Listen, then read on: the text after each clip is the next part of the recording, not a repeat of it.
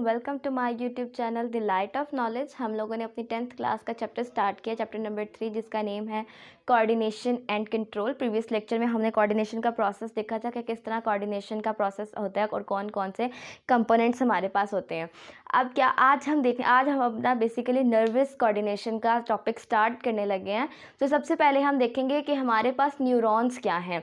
Neurons basically हमारे पास हैं, जिस तरह आपने जब अपना पिछला किडनी वाला चैप्टर पढ़ा था और लंग्स वाला चैप्टर पढ़ा था, लंग्स में आपके पास एल्वियोलाई थे जो मिलकर लंग्स बना रहे थे, और किडनी में आपके पास नेफ्रॉन थे, एज ए यूनिट काम कर रहे थे, जो कि मिलियंस और ट्रिलियंस ऑफ नेफ्रॉन मिलकर एक किडनी बनाते थे। तो यहाँ पर भी यही हिसाब है, हमारे पास जो न्यूरॉन है वो यूनिट ऑफ नर्वस सिस्टम है। ठीक है, अब क्या है, हमारा होल नर्वस सिस्टम किससे मिलकर बना है? का बिलियंस ऑफ न्यूरॉन्स एक दूसरे के साथ ज्वाइंट हैं, और ज्वाइन होने के बाद वो हमारे पास क्या बना रहे हैं? हमारा नर्वस सिस्टम बना रहे हैं। ठीक हो गया। न्यूरॉन बेसिकली हमारे पास यूनिट है किसका? नर्वस सिस्टम का। न्यूरॉन का फंक्शन क्या है? हमारे पास न्यूरॉन क्या करता है? न्यूरॉन हमारे पास नर्व इम्पल्सेस को ट्रैवल करने में हेल्प करता है। ये नर्व इम्पल्स कंडक्ट करवाता है। नर्व इम्पल्स प्रोड्यूस बेसिकली कहाँ होती है? ये रिसेप्टर से जाती है कोऑर्डिनेटर के पास, और कोऑर्डिनेटर इसको फिर आगे सेंड कर देता है इफेक्टर के पास। तो नर्वस सिस्टम में रिसेप्टर नर्व इम्पल्स प्रोड्यूस करवा के कोऑर्डिनेटर के पास, और कोऑर्डिनेटर नर्व इम्पल्स प्रोड्यूस करवाता है हमारे पास इफेक्टर के पास। और ये नर्व इम्पल्स ट्रैवल किसके थ्रू करते हैं? ये न्यूरॉन के थ्रू करते हैं। ये एक पाथ है नर्व इम्पल्स के ट्रैवल करने का। ठीक है, ये क्या करता है? ये कम्युनिकेशन कॉज करता है between receptor to coordinator and then coordinator to effector. ठीक हो गया। इसका स्ट्रक्चर किस तरह का है? इसका स्ट्रक्चर की मैंने एक डायग्राम बनाई है। इसके स्ट्रक्चर में बेसिकली हमारे पास दो पोर्शन है। सबसे पहले है हमारे पास सेल बॉडी। ठीक है, सेल बॉडी है, और दूसरा पोर्शन हमारे पास क्या है? एक्सॉन है। सेल बॉडी में हमारे पास क्या क्या आता है? सेल बॉडी में हमारे पास आता है न्यूक्लियस और साइटोप्लाज्म। ठीक है, हमारे पास न्यूक्लियस और साइटोप्लाज्म मिलकर बना देते हैं हमारे पास सेल बॉडी। दूसरा पोर्शन हमारे पास आपकी बुक में दिया हुआ डेंड्राइट्स एंड एक्सॉन्स। डेंड्राइट्स क्या होते हैं? ये आप थोड़ी सी बाहर निकली हुई एक्सटेंशंस देख रहे हैं, और सेल बॉडी से नीचे की तरफ जो एक्सटेंशन आ रही है, जो सेल बॉडी के ऊपर एक्सटेंशन है, इसको हम डेंड्राइट कह देते हैं, और जो सेल बॉडी से नीचे हमारे पास एक्सटेंशन है, इसको हम एक्सॉन कह देते हैं। ठीक हो गया। अब डेंड्राइट क्या करता है? डेंड्राइट हमारे पास नर्व इम्पल्स लेके आता है टुवर्ड सेल। ठीक है, सेल की तरफ नर्व इम्पल्स को लेके आता है, जबकि एक्सॉन क्या करता है? ये नर्व इम्पल्स को सेल बॉडी से दूर लेकर जाता है। ठीक है, ये सेल बॉडी की तरफ लेकर आता है, और ये सेल बॉडी से लेकर जाता है। ठीक है, सेल बॉडी से नीचे की तरफ लेकर आता है। एक्सॉन का ये काम होता है। अब एक्सॉन के ऊपर हमारे पास स्पेसिफाइड सेल्स मौजूद हैं, जो एक स्पेसिफिक इंटरवल के बाद रिपीट हो रहे हैं। देखिए, पहला सेल ये है, दूसरा ये जो मैंने ब्लू से बनाए हुए हैं, फिर ये 3, ये 4, और ये 5, ये 6। ये स्पेसिफिक इंटरवल्स के पर जो है ना, ये सेल्स मौजूद हैं। इन सेल्स को नेम दे देते हैं हमारे पास श्वान सेल का। ठीक है, किसका नेम दे देते हैं? ये हमारे पास श्वान सेल है, जो कि एक रेगुलर इंटरवल पर मौजूद है। अब क्या है, ये श्वान सेल्स क्या करते हैं? हमारे पास फैटी एसिड्स प्रोड्यूस करवाते हैं, और यहाँ पर एक रीजन बना देते हैं, जिसे हम अपने सेल के अंदर ही एक रीजन बना देते हैं। यहाँ पर इस तरह फैटी एसिड को प्रोड्यूस करवाते हैं, सिक्रीट करते हैं, और यहाँ पर एक हमारे पास अंदर एक माइलिन शीथ बना देते हैं। क्या बना देते हैं? माइलिन शीथ बनाते हैं, एक रीजन बना देते हैं जो एज एन इंसुलेटर एक्ट करता है। आपको पता है फैटी एसिड में से आपके पास इलेक्ट्रिक करंट नहीं पास हो सकता। ठीक हो गया। तो क्या है, ये एक इंसुलेटरी रीजन बना देते हैं, जिसको हम माइलिन शीथ कहते हैं। फिर क्या है आपके पास? ये है कि जब इन श्वान सेल्स के बीच में एक खाली स्पेस मौजूद होती है, हर दो कंजक्टिव श्वान सेल के बीच में एक स्पेस मौजूद है, जिसे हम नोड्स ऑफ रेनवायर कहते हैं। तो आपका जो न्यूरॉन है वो किस दो पोर्शंस पर जो है वो डिवाइड है, सेल बॉडी और एक्सॉन। फिर उसके बाद कुछ एक्सटेंशन आ जाती है सेल के ऊपर, जिसे हम डेंड्राइट कहते हैं। डेंड्राइट नर्व इम्पल्स लेके आते हैं सेल की तरफ, और एक्सॉन सेल से दूर लेके जाते हैं नर्व इम्पल्स। एक्सॉन पर हमारे पास श्वान सेल्स मौजूद होते हैं, जो एक रेगुलर इंटरवल पर मौजूद होते हैं। ये श्वान सेल जब एक फैटी लेयर प्रोड्यूस कर देते हैं, तो वो एक इंसुलेटरी रीजन बन जाता है, जिसे हम माइलिन शीथ कहते हैं। दो कंजक्टिव श्वान सेल के दरमियान एक खाली स्पेस होती है, एक नोड मौजूद होता है जिसे हम नोड ऑफ रेनवायर कहते हैं। तो क्या होता है, नर्व इम्पल्स यहाँ से आती है, ठीक है, ये एंटर हो रही है, मैंने ब्लू से भी बनाया हुआ है, यहाँ से एंटर होते होते ये सारे यहाँ से गुजरते गुजरते गुजरते गुजरते नर्व इम्पल्स न्यूरॉन से गुजर जाती है। अब यहाँ से एक नया, हर एंड से एक नया जो है हमारे पास न्यूरॉन स्टार्ट हो जाता है। तो ये जो एंड है ये अगले न्यूरॉन के साथ अटैच होंगे और फिर आगे वो जो नर्व इम्पल्स चलती आ रही थी वो नेक्स्ट न्यूरॉन से गुजरती हुई अगले न्यूरॉन, फिर इतना न्यूरॉन से गुजरती गुजरती जो है हमारे पास जो टारगेट होगा वहाँ तक पहुँच जाएगी। ठीक हो गया। अब ये आपने न्यूरॉन का जो है वो आपने स्ट्रक्चर देख लिया कि न्यूरॉन बेसिकली है क्या। आपने एक चीज़ पढ़ी, नर्व इम्पल्स जनरेट होती है रिसेप्टर टू कोऑर्डिनेटर और कोऑर्डिनेटर टू इफेक्टर। अब नर्व इम्पल्स हमारे पास बेसिकली है क्या, नर्व इम्पल्स हमारे पास इलेक्ट्रोकेमिकल वे चेंजेस है, ठीक है, इलेक्ट्रोकेमिकल चेंजेस है जो ट्रैवल करते हैं in the length of neuron की लेंथ में हमारे पास इलेक्ट्रोकेमिकल चेंजेस जो है वो मूव करते हैं, इनको हम नर्व इम्पल्सेस कहते हैं। ठीक हो गया। अब क्या है, आपने देखा कि आपके पास श्वान सेल ने माइलिन शीथ जो है वो प्रोड्यूस करवाई। माइलिन शीथ जो है हमारे पास इंसुलेटर होती है। अब क्या है, अब ये है इलेक्ट्रोकेमिकल, ठीक है, इलेक्ट्रोकेमिकल वेव्स है, इलेक्ट्रोकेमिकल। अब आपको पता है जो फैटी एसिड होते हैं वो इंसुलेटर होते हैं, उनमें से इलेक्ट्रिसिटी पास नहीं कर सकती। तो नर्व इम्पल्स बेसिकली हमारे पास एक सम सॉर्ट ऑफ इलेक्ट्रिसिटी के तौर पर काम करे, इलेक्ट्रो आ गया, ठीक है।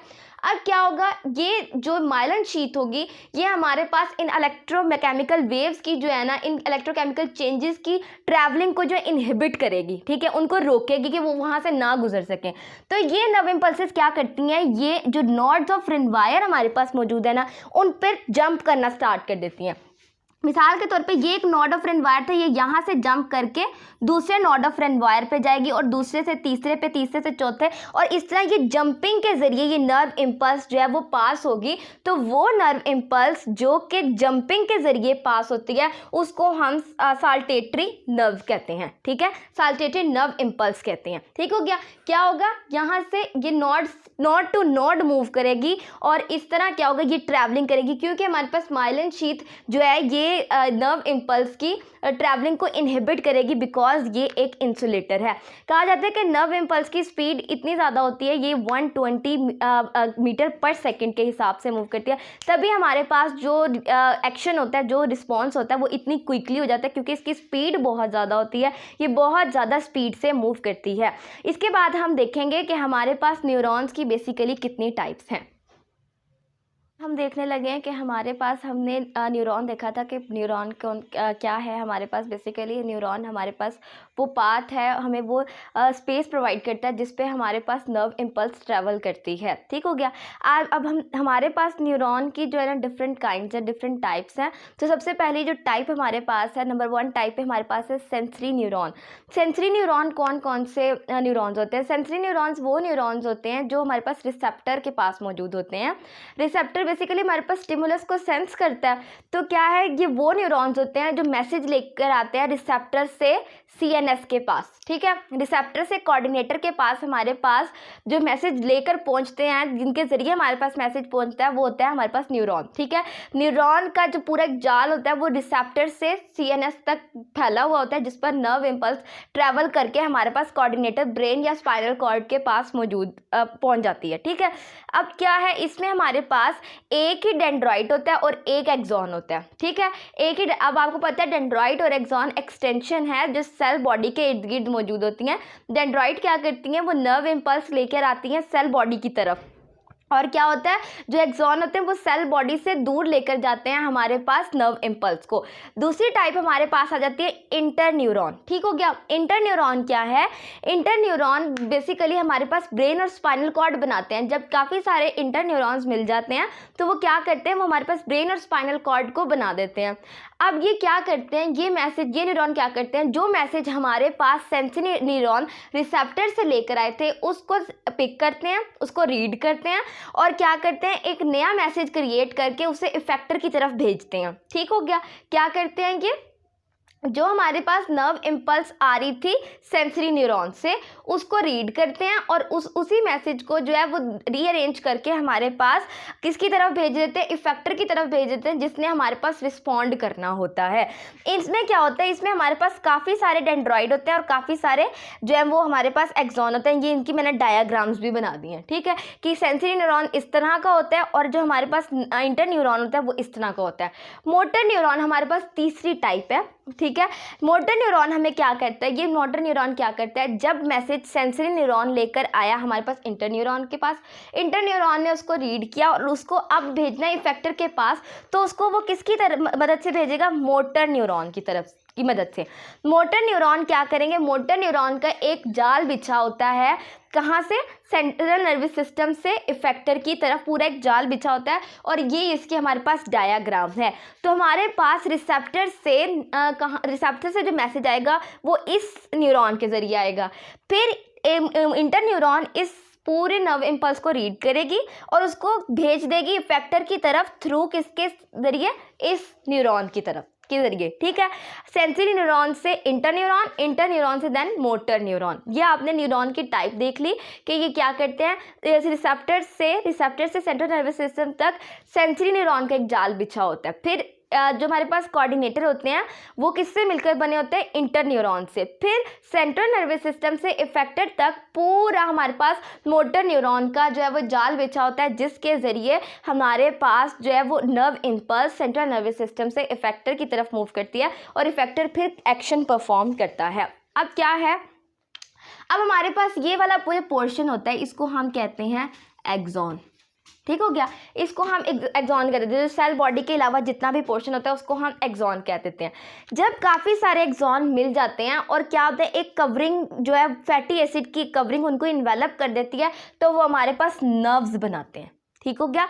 न्यूरॉन का एक्सॉन, काफ़ी सारे एक्सॉन जब मिल जाते हैं और उन्हें फैटी एसिड की एक कवरिंग कवर कर देती है, तो वो हमारे पास जो है वो नर्व बना देते हैं। और नर्व की प्रॉपर्टी सेम वही प्रॉपर्टी होती है जो एक्सॉन की प्रॉपर्टी होती है, क्योंकि ये एक्सॉन से मिलकर बने होते हैं। अब हमारे पास बेसिकली इसकी भी नर्व की भी 3 टाइप्स हैं। पहली कौन सी है, सेंसरी न्यूरॉन, मोटर न्यूरॉन और मिक्स्ड न्यूरॉन।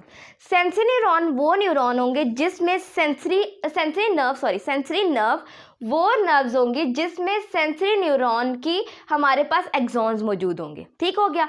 जबकि मोटर नर्व्स वो नर्व्स होंगी जिसमें हमारे पास मोटर न्यूरॉन के एक्सॉन्स मौजूद होंगे। और जो हमारे पास थर्ड टाइप है जिसका नाम है मिक्स्ड न्यूरॉन, इसमें हमारे पास सेंसरी न्यूरॉन और मोटर न्यूरॉन दोनों के एक्सॉन्स मौजूद होंगे। तो क्या हुआ, नर्व हमारे पास बेसिकली क्या होता है, जब काफ़ी सारे एक्सॉन्स न्यूरॉन के एक्सॉन्स मिल जाते हैं तो वो हमारे पास एक नर्व बना देते हैं। नर्व की बेसिकली हमारे पास 3 टाइप्स हैं। पहली टाइप है सेंसरी नर्व। सेंसरी नर्व में हमारे पास एक्सॉन होते हैं किसके, सेंसरी न्यूरॉन के। फिर मोटर नर्व आ जाती है। मोटर नर्व में हमारे पास एक्सॉन होते हैं मोटर न्यूरॉन के। फिर आ जाती है मिक्स्ड नर्व। मिक्स्ड नर्व में सेंसरी और मोटर दोनों न्यूरॉन के एक्सॉन्स मौजूद होते हैं। तो यहाँ पर आपका जो है वो लेक्चर समअप हो गया, जिसमें आपने स्ट्रक्चर ऑफ न्यूरॉन देखा कि न्यूरॉन का स्ट्रक्चर क्या है, फिर नर्व इम्पल्स क्या है, और उसके बाद आपने न्यूरॉन की टाइप्स देखी कि न्यूरॉन की हमारे पास कितनी टाइप्स हैं और ये क्या क्या काम परफॉर्म करती हैं। फिर उसके बाद जब न्यूरॉन उसके न्यूरॉन के एक्सॉन्स मिल जाते हैं तो वो हमारे पास नर्व बना देते हैं, और नर्व की भी हमारे पास 3 टाइप्स हैं। आई होप आपको मेरा वीडियो पसंद आया होगा। अगर आपको मेरा वीडियो पसंद आया तो मेरे वीडियो को लाइक कमेंट ज़रूर कीजिएगा, मेरे चैनल को सब्सक्राइब भी कीजिएगा। Thank you so much. अल्लाह हाफ़िज़।